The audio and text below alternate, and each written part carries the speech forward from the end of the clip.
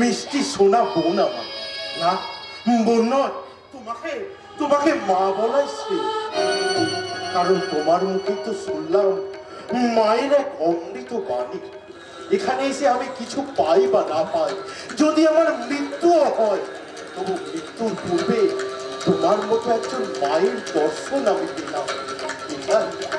এটাই আমার অনেক বড় সান্ত্বনা, অনেক বড় পাওনা।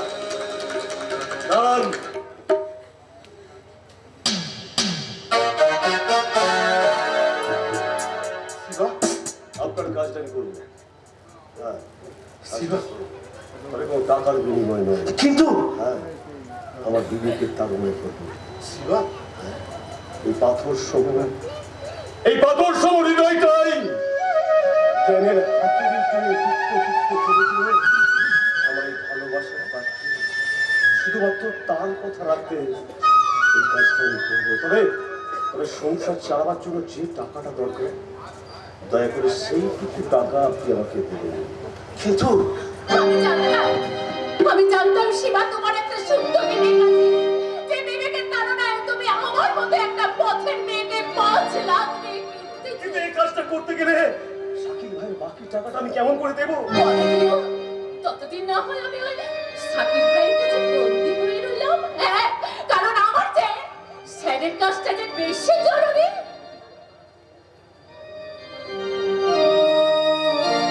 বেশ, তবে তাই হবে। বলুন স্যার, আপনার মুখে সব কথা শুনে আমি আগামীকাল রওনা দেবই রঘুনাথপুরে। বলুন স্যার, আপনার সেই রঘুনাথপুরের সমস্ত ঘটনা আপনাকে বলুন। বলুন। শোনো শিবা,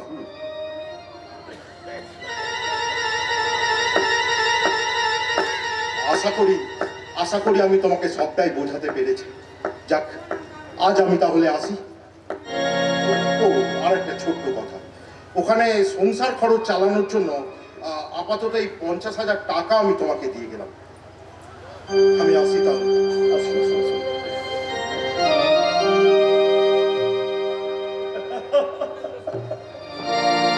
কিরে মোহিনী, তোকে তো স্যার একেবারে দেবতার আসনে বসিয়ে দিল। না গো না, আমি কোনো দেবী নই গো, আমি তো একটা সাধারণ মানুষ। আমার জীবনে কি আছে বলো তো? টাকা। হ্যাঁ, টাকা হয়তো আছে, কিন্তু তুমি যদি আমার জীবনে এইভাবে না আসতে, তুমি যদি আমাকে এইভাবে না বাঁচাতে, তাহলে আমার জীবনের আকাশে নেমে আসতো কালো মেঘ। তুমি তো আমার জীবনের আকাশে আলো করছো না।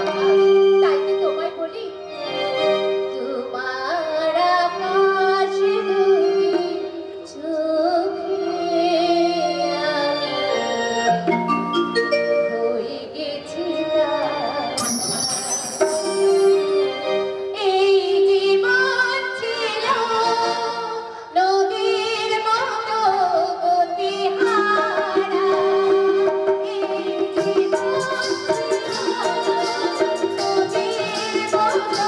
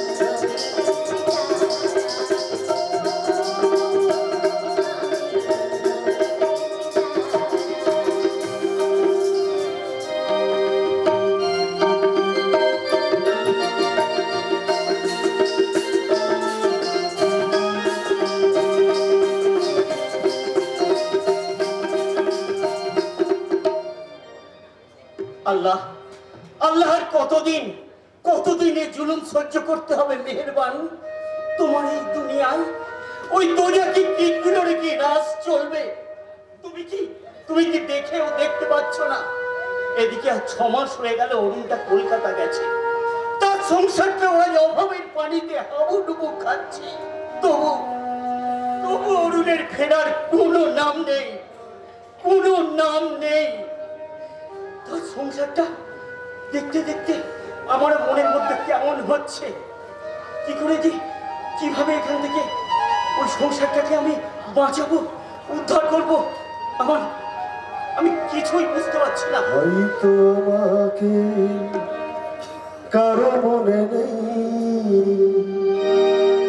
আমি যে ছিলাম এই গ্রামেতে,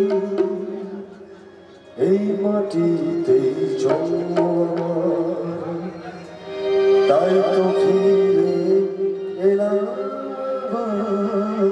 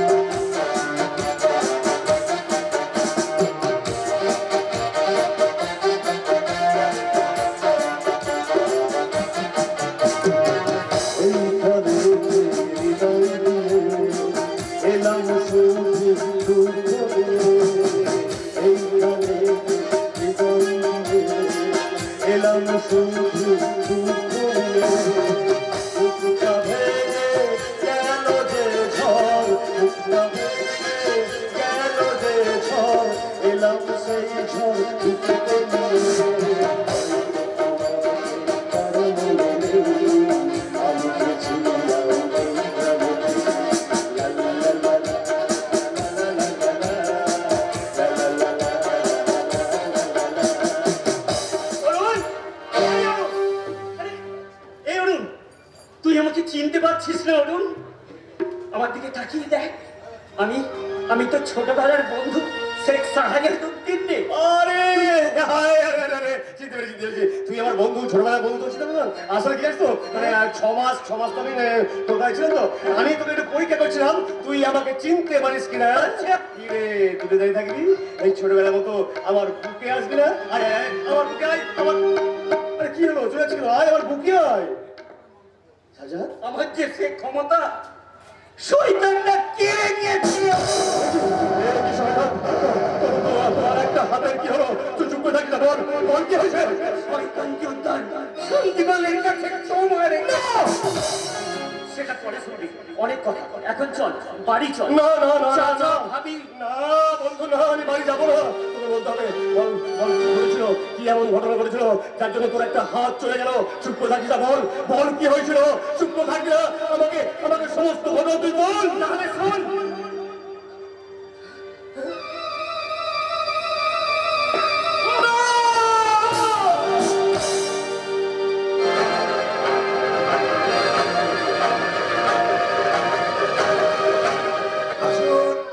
আসুন মিস্টার মুখার্জি, এখানে বসুন। ওরে কে আছিস? রাধা মাধব, অনেক বাবুর জন্য ফ্রিজ থেকে এক বোতল ঠান্ডা জল নিয়ে আয়। মাঠ থেকে জোর করে তুলে এনে আমার সঙ্গে এইভাবে ব্যঙ্গ করার মানে কি বড় বাবু? ব্যঙ্গ? আমি শান্তিপাল, কংস শকুনি রাবণের রক্তের মাল ওরূপে বাবা ঠাকুর। ব্যঙ্গ বলে আমার অভিধানে কোনো শর্ত নেই। তোমাকে তুলে নিয়ে আসা হয়েছে তোমার মিথ্যাচারের উপযুক্ত সাজা দিতে।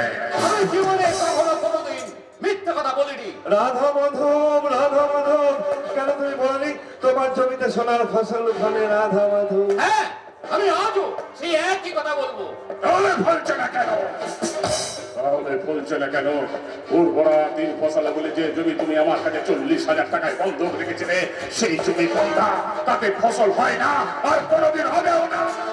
কাজ করতে না পারলে সব জমি বন্ধা হয় বাবু। রাধা মাধব, তার মানে কি বলতে চাইছো তুমি আমাদের মুনিশরা চষতে পারে না?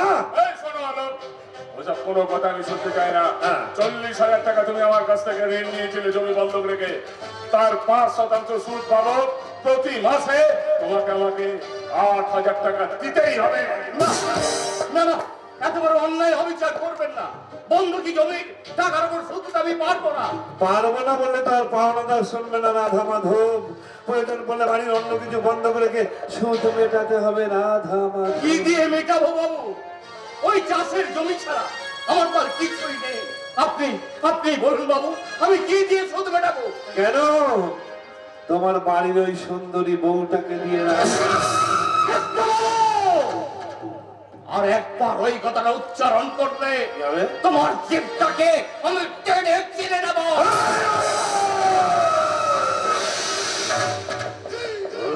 বলো, বাজে কথাও বলিনি, বাজে কথা বলছো তুমি। আর এই বাজে কথা বলার জন্য এই পরিণাম হচ্ছে যাবো।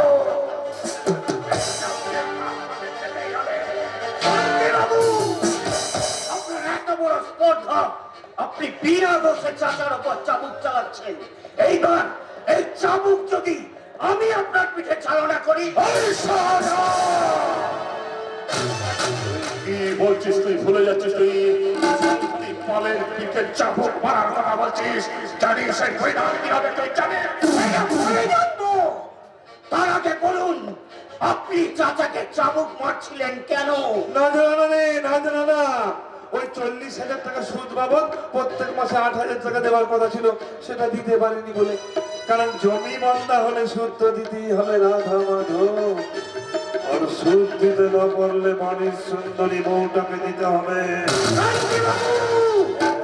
আপনারই বাড়িতে দাঁড়িয়ে আপনারই পোষালো কথা বলবে, এটা সাজা সহ্য করবে না। ইচ্ছে করছে এখনই ওর মুন্ডুটা কেটে ওই নদীর জলে ভাসিয়ে দিই।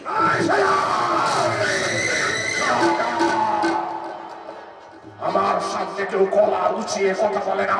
আমার সামনে যে গলা উঁচিয়ে কথা বলে তার গলাটা গলার জায়গায় থাকে না, পুরো ধরতে গেলে না দিয়ে দিয়ে দিয়ে বন্ধ জমিটা তো আমার কাছে বন্ধ কাছে।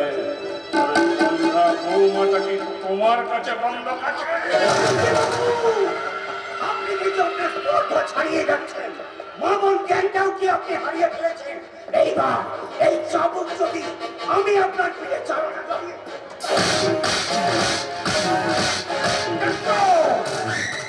ঘর থেকে কাটারিটা নিয়ে আয়। আমি এক্ষুনি যাচ্ছি। আমার ভিতর চাবুক রয়েছে। এই পরিণাম কি হলো ওরা দেখবে। এই পরিণাম কি হবে ও দেখবে।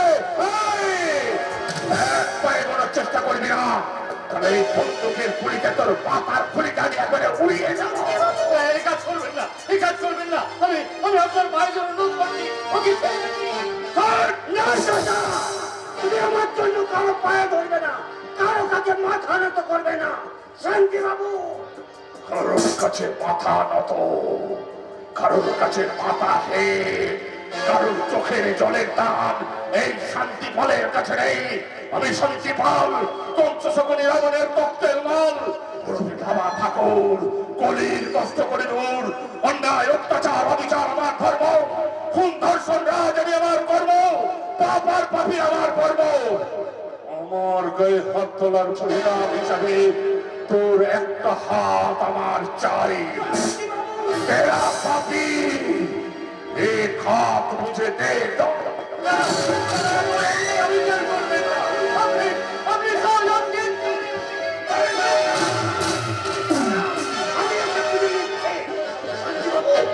আপনি কিন্তু মহা ভুল করছেন, মহা পাপ করছেন।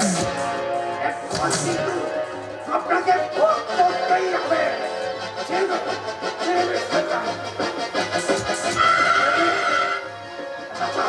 তুমি সরে যাও এখান থেকে।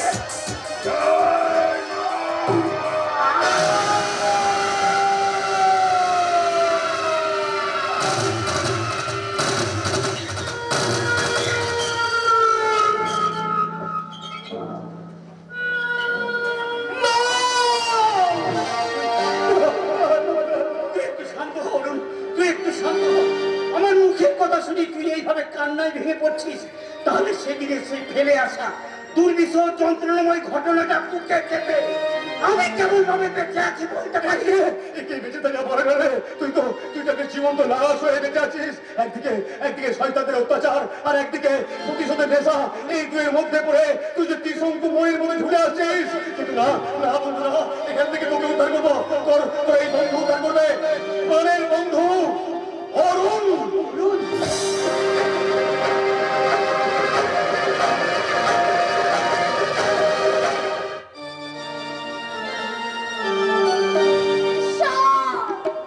তুমি আমার সংসারের মঙ্গল করো ঈশ্বর, আমার সংসারের মঙ্গল। আজ আমি একা, আমি খুঁজি গো তোমার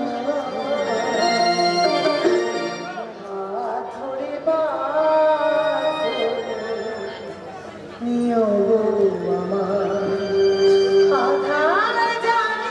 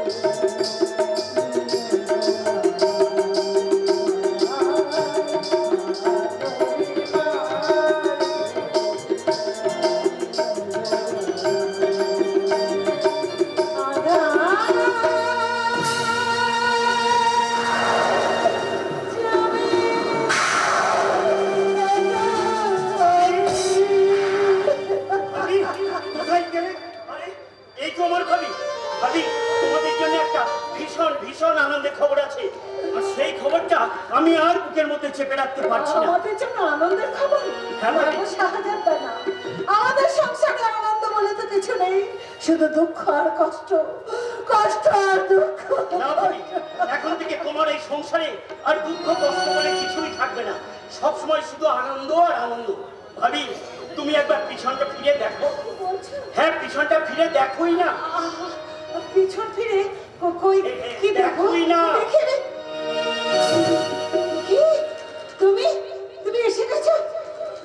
কোথায় ছিলে? এই আনন্দের খবরটা আমি বাড়ির সবাইকে ডেকে ডেকে বলি। বাবা, তুমি কি কোথায় আছো? শুনে এসো, আজ আমার স্বামী বাড়ি এসেছে।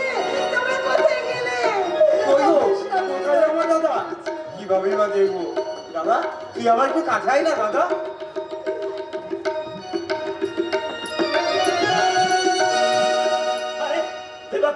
আমি তো সাজাদ ভাই রে, চল আমি তোকে তোর দাদার কাছে নিয়ে যাচ্ছি। আস্তে আস্তে চল, পাতাল। এই যে তোর দাদা। দাদা কাঁদিস না ভাই, কাঁদিস না, একদম কাঁদবি না। আমি ফিরে এসেছি, এবার আমি আমার জীবন দিয়ে তোদেরকে সুখী করার চেষ্টা করবো। না দাদা না, তোর জীবনের বিনিময়ে আমরা কোনো সুখ চাই না। তুই শুধু আমাদের সঙ্গে থাক, তাহলে আমরা খুদ করে খেয়ে বেঁচে থাকবো। খুদ করে খেয়ে বেঁচে থাকবি কেন ভাই? এখন থেকে তো অরুণ বাড়িতেই থাকবে, তোদের আর কোনো দুঃখ কষ্ট থাকবে না, আর খুদ করে খেয়ে বেঁচে থাকতে হবে না। শোন না, এক কাজ কর, তুই এখন বাড়ির ভিতরে যা, আর গিয়ে চাচাকে পাঠিয়ে দে। আর শোন, যাবার সময় এই ব্যাগটাও তুই সঙ্গে নিয়ে যা। এনে ধর ধর ধর ধর ধর। আচ্ছা ঠিক আছে, চল, আমি তোকে বাড়ির ভিতরে যেতে সাহায্য করছি। চল চল চল, সাবধানে চল। হ্যাঁ, তুমি কি বলে তো, আমাদের কথা তোমার কি একটুও মনে পড়ে না নাকি? কেন কেন কেন মনে করবে না?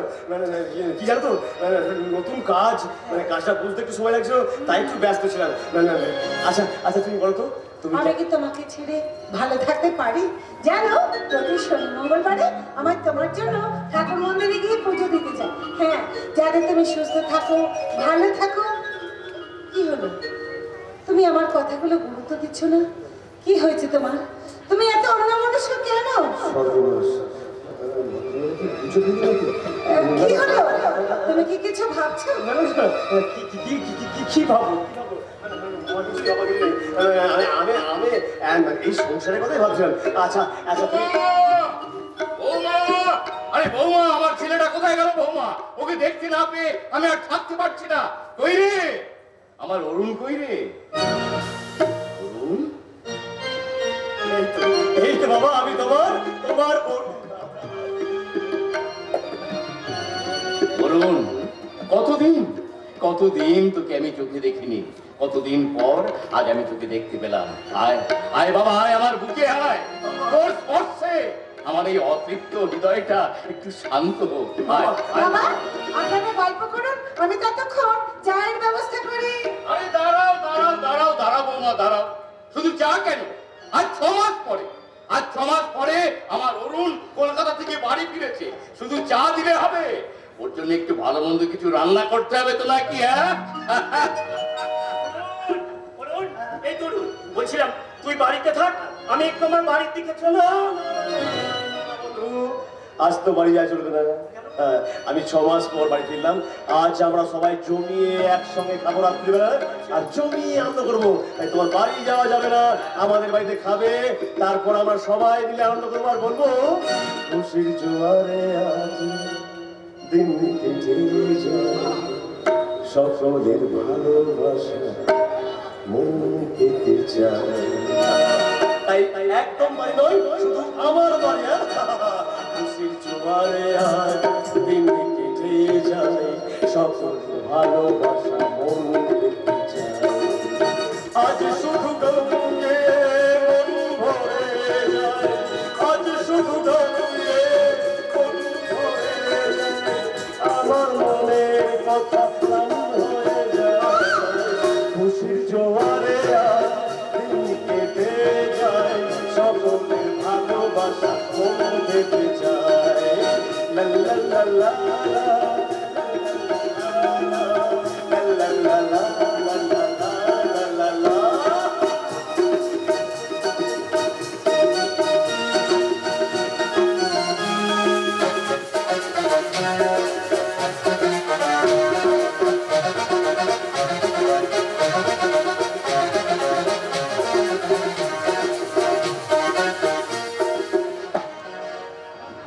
বাহ, কি অপূর্ব দৃশ্য! সত্যি সত্যি আমরা শহরে থাকতে থাকতে গ্রামের কথা যে একদম ভুলেই গেছি। শহরের বড় বড় ফ্ল্যাট, বড় বড় বাড়ির মাঝে উপভোগ করতে ভুলেই গেছি পরিবেশটাকে। সত্যি ওই তো ওই দূরে দেখা যাচ্ছে পাহাড়ের ফাঁক দিয়ে সূর্য। সত্যি কি মনোরম দৃশ্য! আর এই দৃশ্য থেকে রবি ঠাকুরের এক গানের লাইনের কথা আমার মনে পড়ে যাচ্ছে।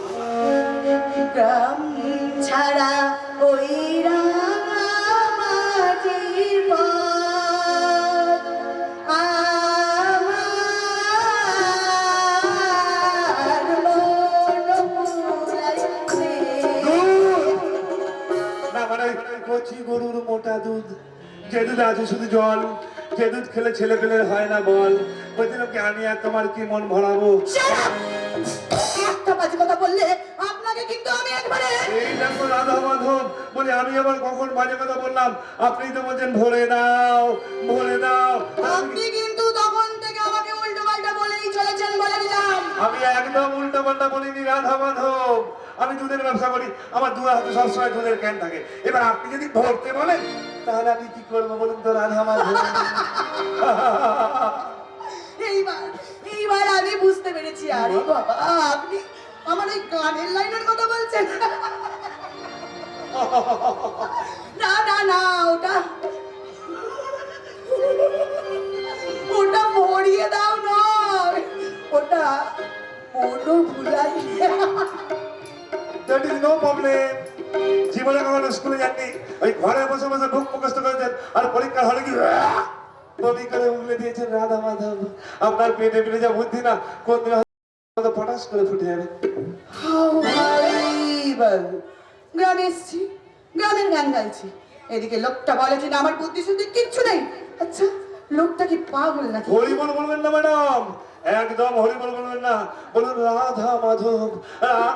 এই দেখো, আরে বাবা আমি আপনার সঙ্গে একটু মাজা করছিলাম, মাজার মধ্যে আবার ব্যাং নেই তো একটু চুমুক দিয়ে খাবো। তা বলছিলাম ওই পড়াশোনা নামক যে মিথ্যে কথাগুলো বলেন সেগুলো মনে আছে তো, না সব ভুলে ফেলেছেন রাধা মাধব? পড়াশোনা নামক মিথ্যে কথা মানে? আরে বাবা হ্যাঁ গো, এই যুগে মিথ্যে কথা বলা হচ্ছে এটা বিরাট বড় ভাব। এই যুগের নেতা মন্ত্রীরা এত মিথ্যে কথা বলে, মানে এত মিথ্যে কথা বলে, তারা বুঝতেই পারে না কখন সেটা সত্যি হয়ে যায়। অনায়াসে তাদের মিথ্যাশ্রী উপাধি দেওয়া চলে রাধা মাধব। বুঝেছি বুঝেছি বুঝেছি। হ্যাঁ, এবার ওসব কথা বাদ দিন তো। আচ্ছা, আপনি কি আমাকে একটা অপকার করতে পারবেন কি? বলি, ওই রঘুনাথপুর হাসপাতালটা কোন থেকে আমাকে একটু দেখিয়ে দিন আপনি। নিশ্চয়ই, কিন্তু কেন জানতে পারি? হ্যাঁ, নিশ্চয়ই জানতে পারেন, নিশ্চয়ই জানতে পারেন। আমি ওই হাসপাতালের সুপার, আজই জয়েন করছি। তাই যদি আপনি আমাকে বলেন ঠিকানাটা ঠিক কোন জায়গায়, আমি খুব উপকৃত হব।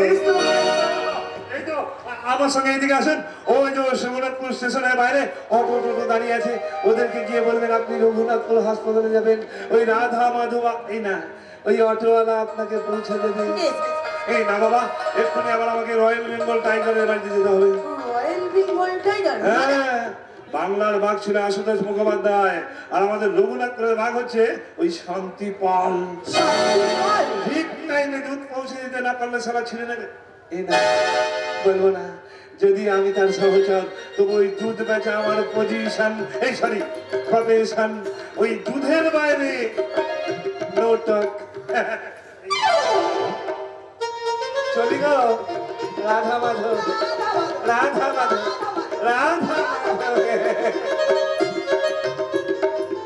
বাপরে বাপরে বাপরে বাপ! না না, অনেক লেট হয়ে গেল। 10টায় আমার রিপোর্টিং টাইম, অলরেডি 9টা। না না বাবা না, আর দেরি করলে এক ফোঁটা হবে না। আমি এক্ষুনি যাই, ওই অটো ধরে রঘুনাথপুর হাসপাতালের দিকে। দাঁড়াবো কেন? আমি ওই সোহিনী চ্যাটার্জি, এই রঘুনাথপুর হাসপাতালের সুপার। ম্যাডাম, জীবনে ভুলটা আমার খুব কমই হয়। না মানে কিছু মনে করবেন না, আমার একটু আসতে দেরি হয়ে গেল। আর ওই যদি দেরি করতে না চান তাহলে আমার গাড়িতে উঠুন, আমি আপনাকে রঘুনাথপুর হাসপাতালে পৌঁছে দেব। না না না না না, তার কোনো প্রয়োজন নেই, আমি ওই অটো করে চলে যেতে পারবো। আরে বাবা, অটোতে যাবেন কেন? আপনার দাদা আমাকে ফোনে হ্যালো করেছিল। আমি হ্যাঁ বলেছে আমার বোন যাচ্ছে, একটু নজর টজর রাখতে। আর অটোতে যাবেন কেন? আমার গাড়ি রয়েছে। আসুন আসুন আসুন, গাড়িতে আসুন আসুন। বেশ, আর শুধুমাত্র আপনি আমার দাদার কথা বললেন বলে কিন্তু আমি আপনার সাথে যেতে রাজি হলাম, নচেত আমি কিন্তু আপনার সাথে কখনোই যেতাম না। বেশ, আর দেরি করবো না, চলুন চলুন। আসুন আসুন আসুন।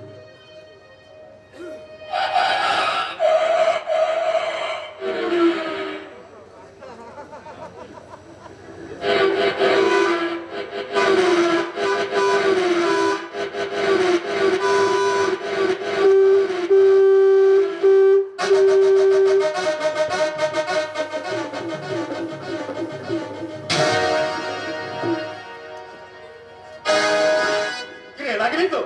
না না,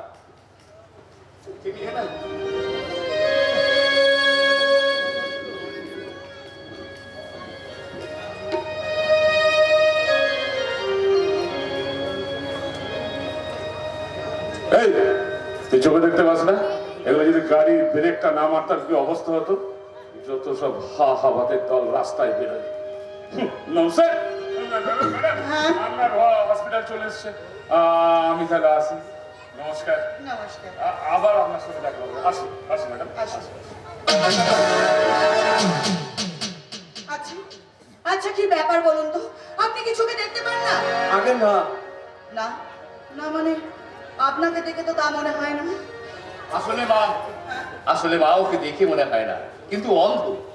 আচ্ছা, আপনার কথা শুনে মনে হচ্ছে আপনি বোধহয় ওনার বাবা, তাই না? আচ্ছা আচ্ছা, আপনাকে কি আমি একটা কথা জিজ্ঞাসা করতে পারি? নিশ্চয়ই। আপনার ছেলে মানে উনি কি জন্মান্ধ? না না, জন্মান্ধ হবে কেন? ছোটবেলায় একটা অ্যাক্সিডেন্টে ওর চোখ দুটো নষ্ট হয়ে যায়, কিন্তু পয়সার অভাবে কলকাতার কোনো বড় হাসপাতালে আমি চিকিৎসা করাতে পারিনি। এই হাসপাতালে মাঝে মধ্যে নিয়ে আসি চেক আপ করাতে, ডাক্তার দেখে, চেক আপও করে, কিন্তু কোনো ভালো ফল হয়নি। আই সি, বুঝেছি। আচ্ছা আচ্ছা, আপনি কোনো চিন্তা করবেন না। আমি হচ্ছি এই রঘুনাথপুর হাসপাতালের সুপার, আজ জয়েন করেছি। তবে আজ থেকে আপনার আর কোনো চিন্তা নেই। আপনার ছেলের চিকিৎসার সমস্ত দায়িত্ব কিন্তু আজ থেকে আমার।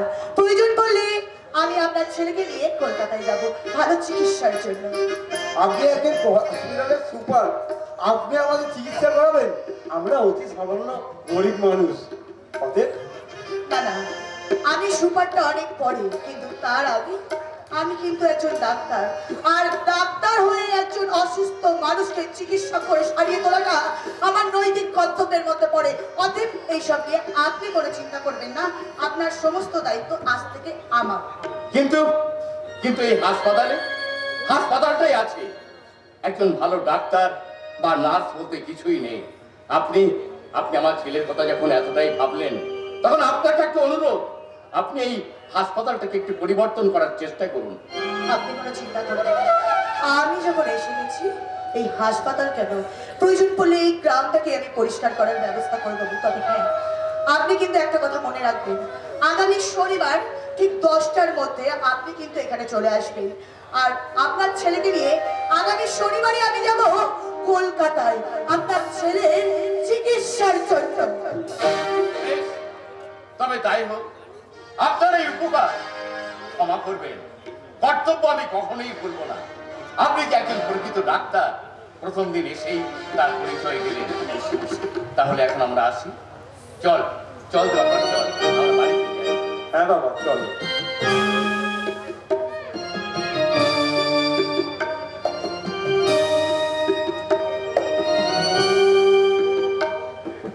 সত্যি সত্যি এই গ্রামের মানুষগুলো কতই না অসহায়। আমার দাদা কিন্তু আমাকে একদম ঠিক কথাই বলেছিল। না না, আর সময় নষ্ট করলে হবে না। উনি আমাকে যেন কি সব বলে গেলেন।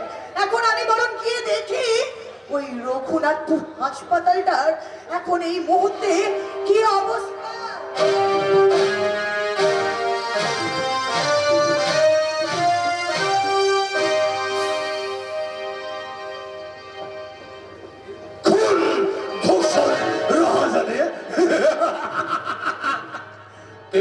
তিন প্রকারের অপরাধ প্রকার ভেদ আছে, কিন্তু সকলের কোনো প্রকার ভেদ নেই।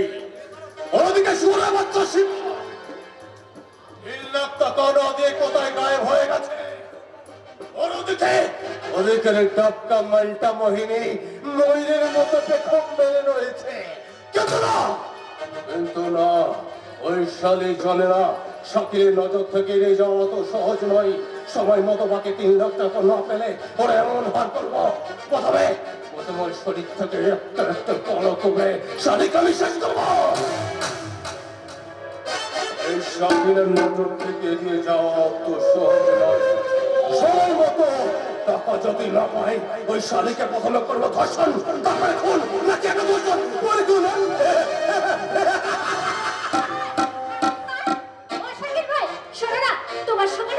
কথা আছে, বলছিলাম কি, আমি না 2 ঘন্টার জন্য একটু বাইরে যাব, কিছু জিনিস কিনতে হবে, তুমি আমার সাথে কাউকে পাঠাতে পারো?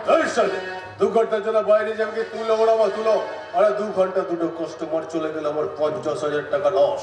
সেই টাকাটা কে দেবে? তোর বর্ষি বা নাকি আমি? না শাকিল ভাই, কারণ বাইরে যাওয়াটা না আমার খুব প্রয়োজন। চুপ চুপ চুপ। করছিস ধরছিস পয়সা পাচ্ছিস তো বাইরে যাওয়ার কি আছে? যা লাগে বল। আমার লোক তোকে সব এনে দেবে। ওর একটা বাজে কথা বললে তোমরা সোজা করে দেবো। আচ্ছা তোমার কি মায়া দয়া বলে কিচ্ছু নেই? দয়া দয়াকে আমি আপনি দান করে দিয়েছি আর মায়াকে না দিয়েছি। আচ্ছা না এখানে তৈরি হলে কাস্টমার এলো বলে আচ্ছা শাকিল ভাই, তোমাকে একটা কথা জিজ্ঞাসা করব। তুমিও তো একটা মানুষ, আমিও একটা মানুষ, আমরা সকলেই মানুষ। তবু মানুষ হয়ে তুমি আমার প্রতি এইরূপ ব্যবহার করতে পারো? তুমি তো কোনো পরিবারের সন্তান।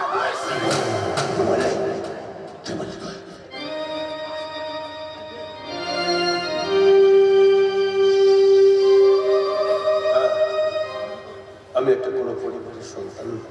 আমরা সবাই মানুষ, তুইও মানুষ, আমিও মানুষ। কিন্তু তুই জানিস আমার মন থেকে মানা মানুষটা অনেক মনে হচ্ছে শুধু ছেড়ে গেছে না, জোর করে ছিনিয়ে নিয়েছে। জানিস তোর এই শাকিলের ভাই ছোট্ট একটা পরিবার ছিল। কোথায় থাকতাম জানিস? এই জলপাইগুড়ি জেলার নিত্যানন্দপুর গ্রামে। সেখানে সেখানে আমার বাবা মা সুখের সংসার ছিল। জানিস জানিস আমার ছোট্ট বোনটা বিয়ে দিয়েছিলাম, কিন্তু বৌমা যেতে না যেতে আমার ছোট্ট বোনটাকে পুড়িয়ে মারল ওই শ্বশুর বাড়ির লোকেরা। সেই সুখে আমার বাবা হাত ফেল করে মারা যায়।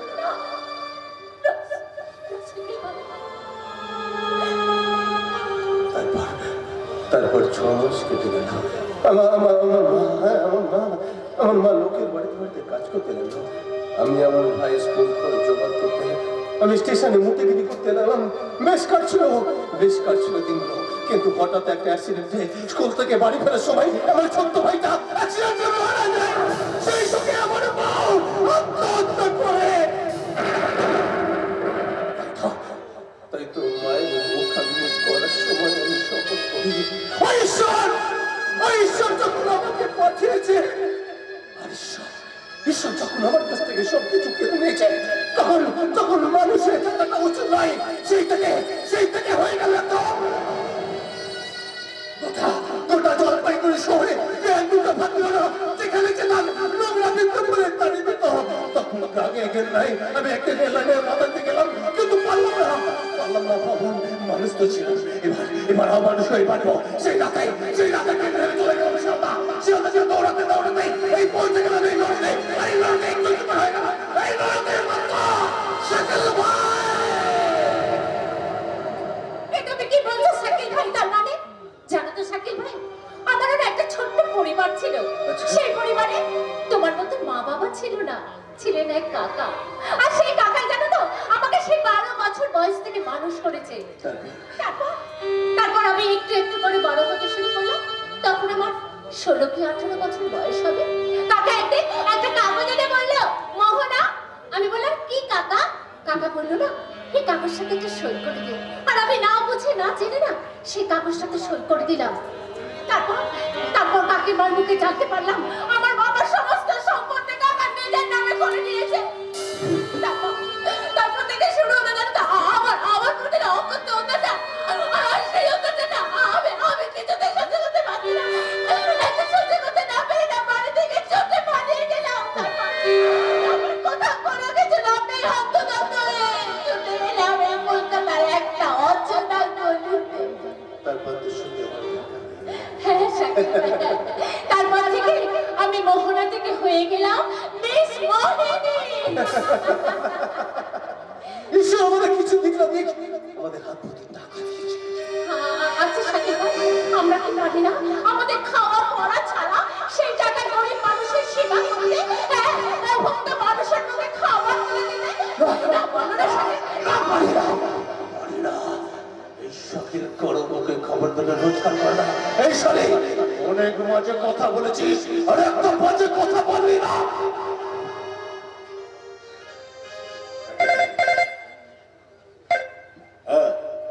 বলুন কি বলছেন? 30,000 টাকা লাগবে। কি বলছেন? ওকে ডান। না শালি তৈরি হলে তোর নাচ দেখবে বলে সে দেবে 30,000 টাকা। অন্তঃত এক রাত কাটাতে পারলে সে দেবে আরো 1 লাখ টাকা। না বিনিময়ে আমি আমার এই দেহ বিক্রি করতে পারবো না। তুমি আমাকে যত খুশি নাচতে বলো আমি নাচবো, যত খুশি গাইতে বলো আমি গাইবো, কিন্তু আমার এই দেহ আমি কাউকে দেব না। এটাই আমার শেষ কথা। কথাটা ভালো করে মনে রেখো। তুই কি ভাবছিস তুই নাচবি গাইবি তাতে আমার পেট ভরবে? হ্যাঁ, টাকা আমারও আছে, টাকার লোক তোরও আছে, কিন্তু তুই যখন আমাকে ভাই বলে যখন রেখেছিস, তোর ইচ্ছা করলে তোকে আমি কারো ঘরে পাঠাতে পারবো না রে। কারণ আমি যে তোকে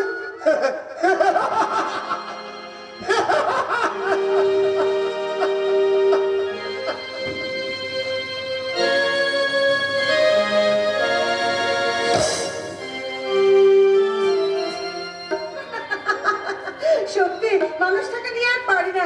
সেই যে কোথায় গেছে কে জানে, এখন আসার নাম না। ওদিকে এসে গেছি। তোমার অরুণ তোমার কাছে পেয়েছি। ওরে বাপরে বাপ, ওগুলো কি?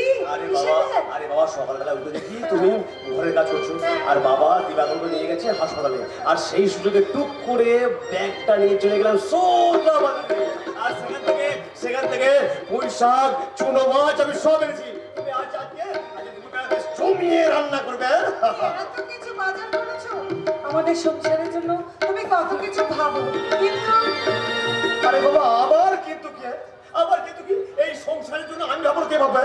আরে বাবা এই সংসারে কি আমি পর? আচ্ছা তুমি তো তোমার বউ, তুমি আমার বউ, তোমাকে নিয়ে আর কত শখ আল্লাহ শখ আহ্লাদ, কিন্তু আমি তোমার শখ আহ্লাদ মেটাতে পারবো। কেন পারবে না? বলছি কেন পারবে না? কেন পারবো না মানে কি করবো? কেন পারবে না? তোমাকে পারতেই হবে। আমার শখ হলো আমি একটা লাল পাড় বড়দের শাড়ি এনেছি, আর সেই শাড়িটা পরে প্রত্যেকদিন সন্ধ্যাবেলায় তুলসী তলায় তুমি ওই শাড়ি পরে প্রদীপ জ্বালাবে। আর আমার আল্লাহ হলো এই মুহূর্তে এখনই একটা আমাকে লোকজন সবাই দিকে পেবে না। লোকজন কি দেখলো দেখা দরকার নেই, আমি আমার বউকে আদর করবো। এটা এসো আমার কাছে এসো, না শুনবো না, এসো। জীবন তোমাকে দিলাম, তুমি শুধু ভালোবাসা বন্ধু, তুমি শুধু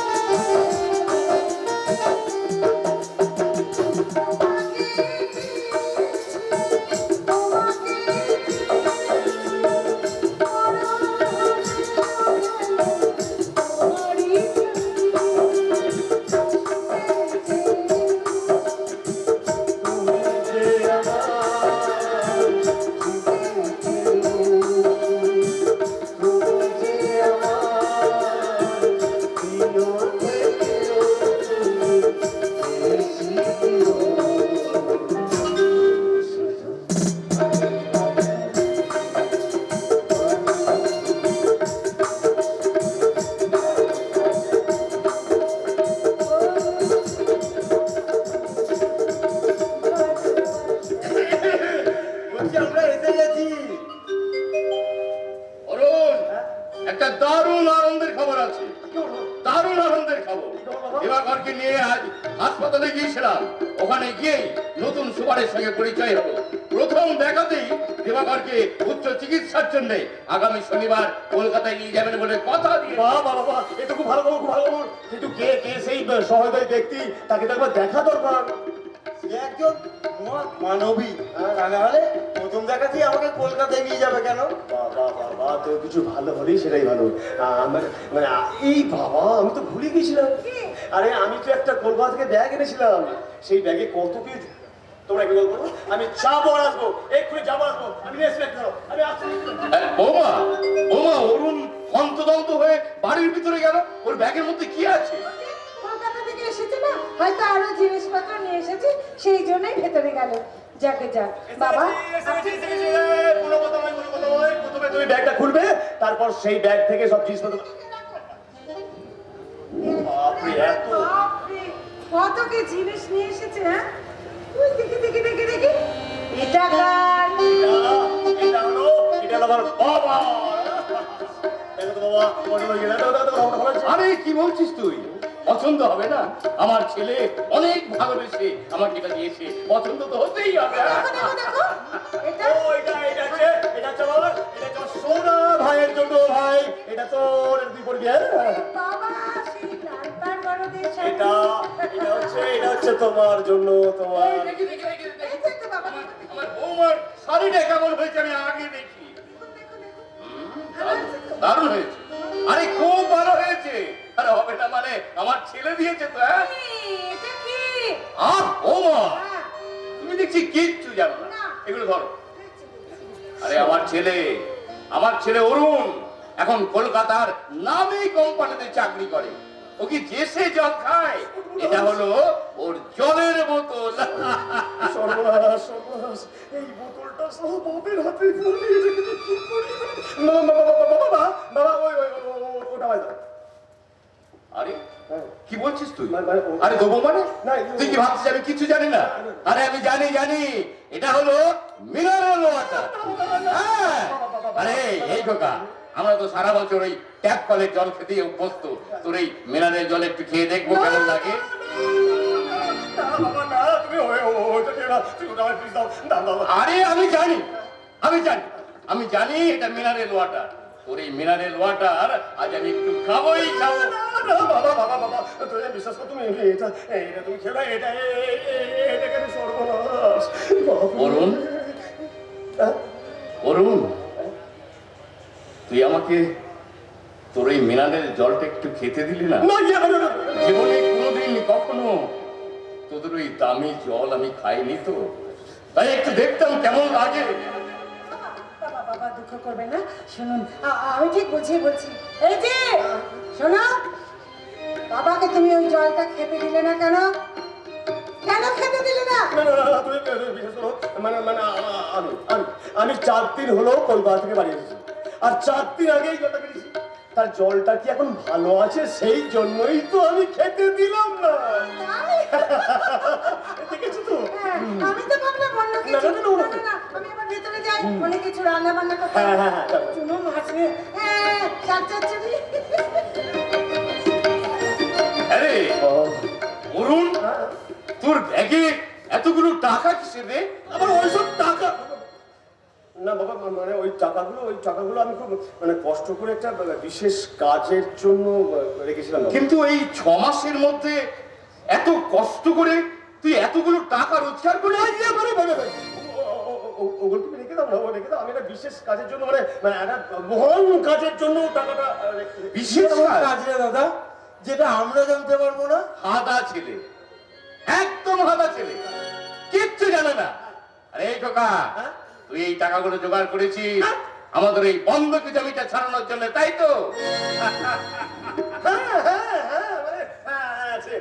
মানে তুমি ঠিকই বলেছো, মানে ওই বন্ধকি জমিটার জমি তো আমাদের সংসার অবস্থা, তাই ওই টাকাটা আমি জমি রেখেছি, ওই টাকা দিয়ে আমাদের ওই জমিটাকে ছাড়িয়ে নেবো বলে।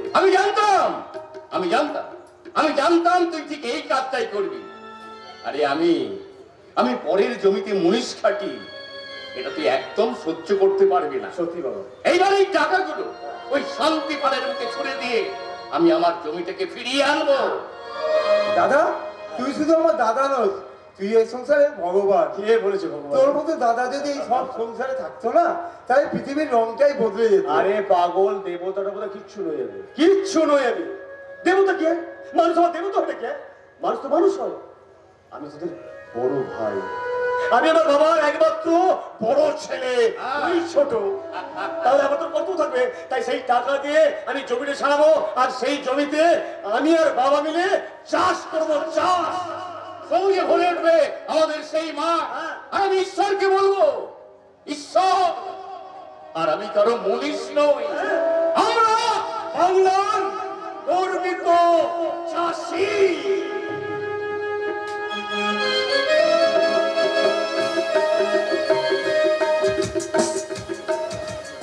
ছি ছি ছি রে নানি ছি, ছি ছি ছি রে নানি ছি রে ছি রে ছি।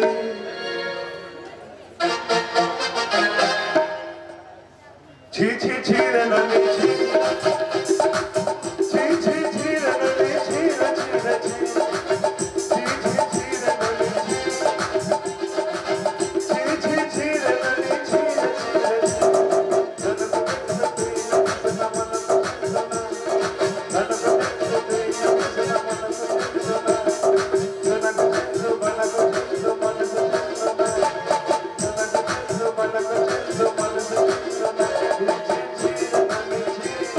ছি